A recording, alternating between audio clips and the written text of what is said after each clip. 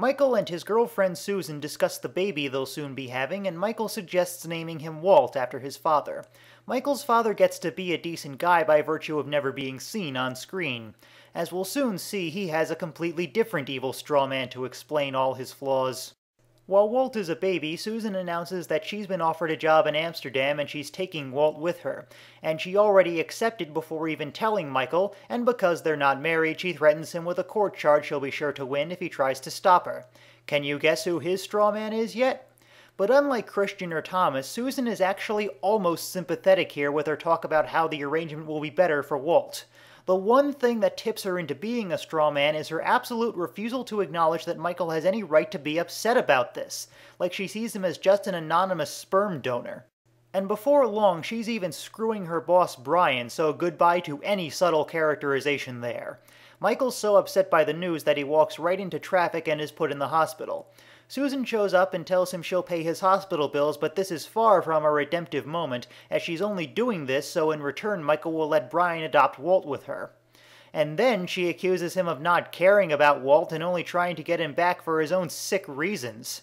You know, we can tell when we're not supposed to like someone. You don't have to keep hammering it like this. Suddenly the flashback jumps to Walt as he seemingly conjures a bird from the book he was reading out of thin air. This is the most obvious sign yet that he has some kind of mental power, so of course it has nothing to do with anything. Then back to Michael, who learns from Brian that Susan has died of some vague blood disease. I've heard theories that Walt caused it to happen due to subconsciously knowing how much she screwed Michael over. That would have been a neat direction to take this story, but it's never confirmed, and instead I'm just left feeling profoundly ripped off that we didn't get to see it happen. If you're going to build up our hatred for a character this much, the least you can do is give them a sadistically enjoyable comeuppance. Anyway, now Brian wants Michael to take Walt, having never wanted him in the first place. Yes, turns out cutting Walt out of Michael's life was entirely Susan's idea. And the writers still aren't done vilifying her, as when he picks up Walt, Michael finds that she'd hidden all the letters he sent him over the years, apparently just out of pure cruelty. But Michael finally gets his own licks in by stealing Vincent, who's actually Brian's dog. Way to stick it to the man. Walt! Hey, Michael, you seen Claire's bags? You see my son? You seen her bags? Shut up, Charlie. I guess it's nice that he's back to his old self. Jack also shows up and quickly seizes the opportunity to complain about his father, lest we forget the excuse for every single flaw he has. Walt! Seems to hate it, doesn't he? What? Walt! Being a dad? Where are you getting that from?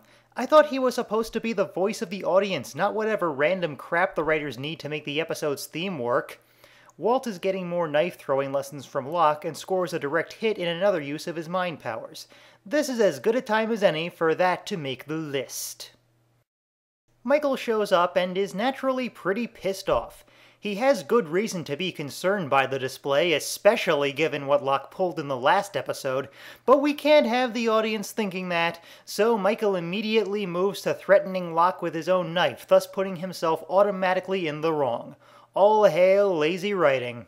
Locke goes on to accuse Michael of trying to stymie Walt's potential. There's a way to get him on your side.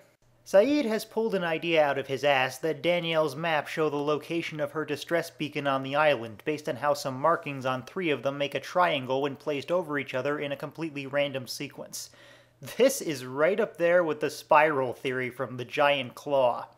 Thankfully, Michael interrupts this madness to announce that he's determined to get off the island in any way possible and wants to build a raft. Saeed brings up the practical concerns of the idea, while Shannon just complains about getting seasick so they can continue to sell the idea that what Locke did to Boone was a good thing. Walt's reading the comic book again, and Michael starts to really bond with him again by bringing up his past as an artist. But he questioned Locke, so the show still needs him to be the bad guy so he can learn his lesson. So he takes about 5 seconds to completely lose his patience and order Walt to put the book down and help him with the raft. I'm surprised he hasn't told Walt to get his belch yet. It would be pretty much a lateral move as far as contrived writing goes. Charlie finds Claire's bags, but her diary is gone. Kate's #1 suspect is Sawyer, and since the writers have decided that she's the co-hero and has to always be right just as much as Jack, he does have it. And he also takes a big step towards earning my loyalty by screwing with Charlie's head while pretending to read it. Hey, with Locke not an option anymore, I need someone to latch onto as worth watching. Walt spots Locke and Boone and follows them. They get back to the caves where, given that everything with Boone and Shannon last time wasn't real, she gets to question Boone again about what he's doing. Except this time she's much less sensible and just insulting because that's what the writers need her to be now. This lets Boone be insulting right back rather than give her any real answers, and the cycle continues.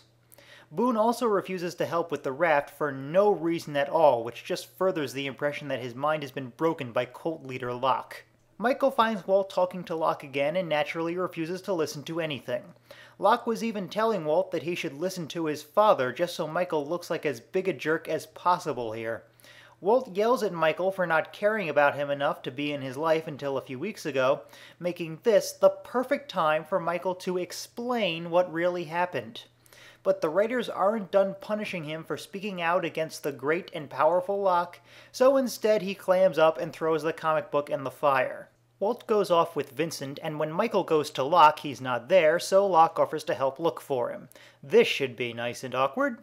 Kate and Charlie get back to the caves, where Kate starts staring at Charlie like a fresh piece of meat. It's really creepy, and thankfully it didn't go anywhere. Then we get a little Chaplin-style sequence of Charlie trying to resist reading the diary. Monahan plays it really well, but it's pretty darn awkward with the A-plot being so serious. Vincent runs off into the jungle, so Walt follows him. And by the time Michael and Locke find him, he's been cornered by a polar bear. Given that he had just been reading the comic again, the subtext that he made the polar bears with his mind is now even more obvious, and you can be sure that's what the producers thought they were doing at the time, and it could have worked well. Too bad they changed their minds and decided to completely drop Walt out of the myth arc. Michael and Locke rescue Walt from the polar bear, and it's a really great scene. Not quite worth everything we had to sit through to get to it, but still credit where it's due. Back at camp, Michael finally shows Walt all those letters he sent, and they wonder why Susan hid them, but also kept them. I do too. Again, that might seem a bit petty, but the show itself brought up the question, so I'm calling it. Charlie reads Claire's diary and finds an entry about a dream where she's chased by a black rock. He shares it with Jack and Saeed given what Danielle said about that same thing. Although given what the black rock turns out to be, this makes no sense at all, so what's the point? Locke and Boone go out looking for Vincent, but instead find... Claire? My score for Special is 3 out of 10, and that's pretty much entirely down to the climactic rescue sequence, which is very tense and still packs a punch all these years later. That ending scene also works well and really makes you want to see the next episode as soon as possible.